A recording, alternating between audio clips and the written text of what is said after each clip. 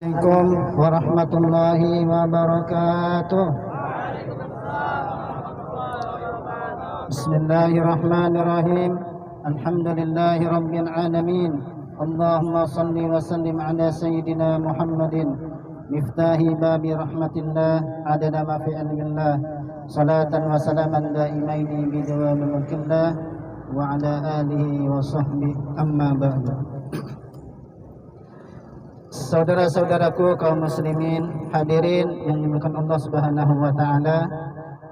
Kita hadir pada hari ini, hari Jumat, setelah sholat Jumat kita laksanakan tadi. Kita hadir ini adalah karena dorongan iman. Kenapa? Karena Rempang itu adalah saudara kita. Kita adalah Rempang, Rempang adalah kita. Jadi kita hadir di sini atas dasar ukhuwah. Innamal mu'minuna ikhwah, bahwasanya orang yang beriman itu adalah ikhwah. Jadi kita telah diikat dengan tali persaudaraan, dan ini adalah ikatan yang paling kuat, hadirin. Dan juga kita hadir di sini atas dorongan karena kita telah diumpamakan oleh Rasulullah SAW bagaikan satu tubuh yang apabila tubuh itu sakit maka yang lain juga ikut sakit. Kalau tubuh itu demam maka yang lain ikut sakit. Kalau mata tidak bisa tidur maka anggota tubuh yang lain juga ada terasa sakit. Demikian apa yang telah dirasakan oleh Rempang itu semestinya bisa kita rasakan. Kenapa? Karena kita adalah bersaudara. Oleh karena itu sebenarnya persoalan Rempang ini bisa terselesaikan kalau kita menggunakan hukum Allah Subhanahu wa taala, menggunakan hukum syariat Islam, akan selesai itu masalah. Tetapi selama kita tidak menyelesaikannya dengan hukum Allah Subhanahu wa taala, maka selama itu tidak akan selesai itu urusan-urusan, termasuk permasalahan lahan ini. Bukan saja di Rempang sebenarnya, juga banyak juga terjadi di lain-lain juga. Nah, oleh karena itu bagaimana sih sebenarnya Islam mengatur kepemilikan lahan? Dalam Islam bahwa warga, rakyat, masyarakat itu bisa memiliki lahan dengan cara apa? Dengan cara yang dibenarkan oleh syarak. Misalnya diberikan atau dihibah atau diwaris atau dibeli dan seterusnya. Maka kalau itu sudah menjadi milik dengan cara dihibah tadi atau dengan cara kita diberi atau didapat warisan, maka itu adalah sudah milik daripada warga masyarakat itu. Maka tidak boleh sejengkal pun kita ambil, kita zalimi. Kalau itu diambil maka tergolong kepada zalim. Nah, demikian juga di dalam Islam, negara itu sebenarnya bisa saja memberikan lahan, tanah secara cuma-cuma kepada warganya, kepada rakyatnya. Dan itu pernah dicontohkan oleh Rasulullah SAW, di mana Rasul pernah memberikan satu lembah kepada Bilal bin Al-Haris Al-Mazani. Maka berdasarkan ini negara boleh memberikan kepada rakyat secara cuma-cuma. Kalau itu sudah diberikan dan telah dimiliki oleh masyarakat, oleh warga, maka itu sudah menjadi haknya, tidak boleh kita zalimi, tidak boleh kita ambil. Demikian juga dalam Islam, rakyat atau warga atau masyarakat bisa mengelola tanah yang mati atau tanah yang tidak bertuan. Nah, kalau dalam bahasa fikihnya itu adalah ihya'ul mawat, artinya menghidupkan lahan yang terlantar, lahan yang tidak bertuan.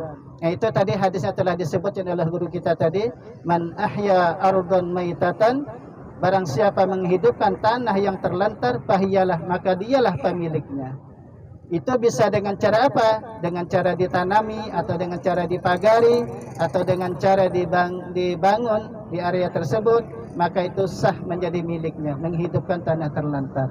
Maka kalau itu sudah menjadi miliknya, maka sekali-kali tidak boleh kita ganggu, tidak boleh kita ambil.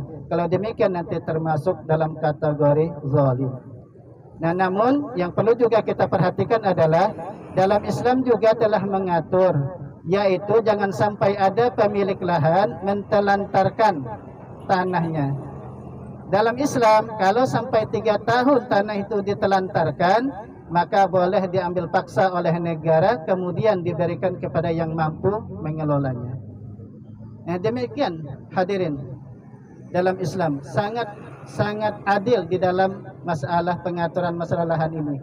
Nah, oleh karena itu saya ingin mengingatkan kepada kita, kepada saudara-saudara kita, terutama kepada para penguasa yang memegang kekuasaan, janganlah berlaku zalim kepada rakyat.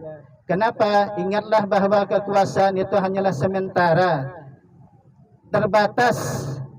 Jadi kekuasaan itu hanya sementara, terbatas. Sementara hisab di hadapan Allah itu akan panjang.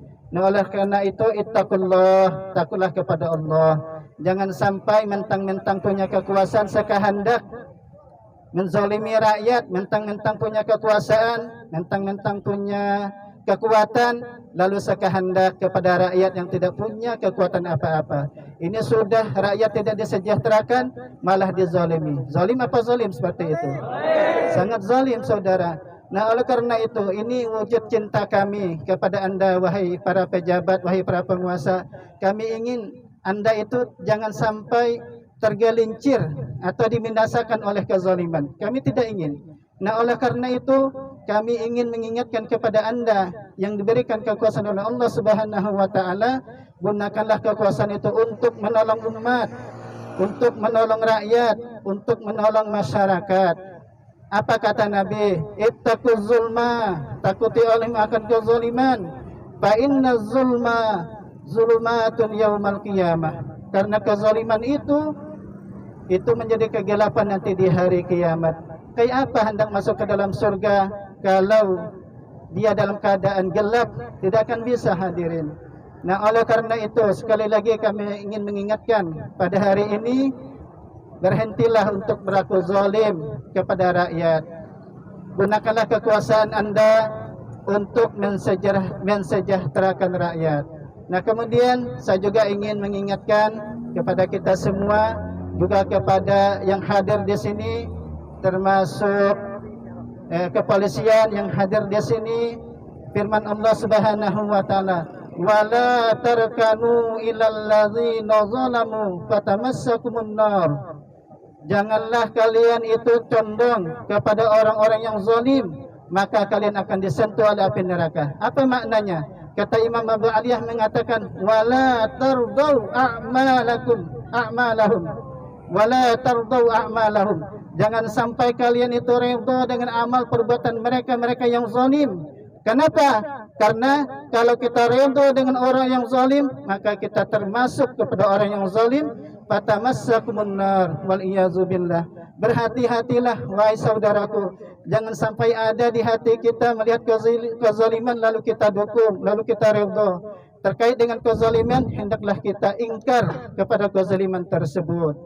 Nah, kemudian dalam satu hadis Nabi juga disebutkan, man akhadha shibran minal ardi zulman, barang siapa mengambil sejengkal, ini cuma sejengkal, hadirin, mengambil sejengkal tanah secara zalim, fa innahu yutawwaquhu yaumal qiyamah min sab'i aradin, nanti akan dikalungkan 7 lapis langit. Berat sekali, hadirin, berat.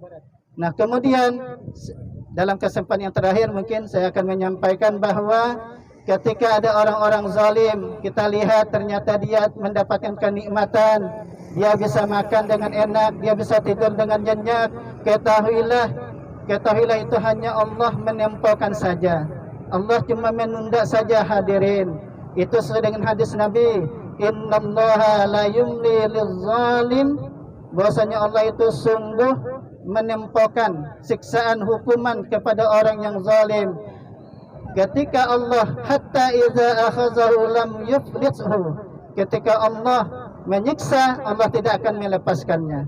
Jadi berhati-hatilah kepada orang yang zalim. Sadarlah bahwa ketika Anda mendapatkan kenikmatan dalam keadaan zalim, maka sesungguhnya Allah menunda daripada siksaannya. Ketika Allah sudah menyiksa, Allah tidak akan melepaskan siksaan itu. Sekali lagi, ittaqullah, takutlah kepada Allah Subhanahu wa taala. Nah, mungkin itu dapat saya sampaikan, mudah-mudahan bermanfaat. Hadanallah wa iyyakum ajma'in. Wassalamualaikum warahmatullahi wabarakatuh. Takbir! Takbir! Takbir! Masya Allah. seadanya dulu.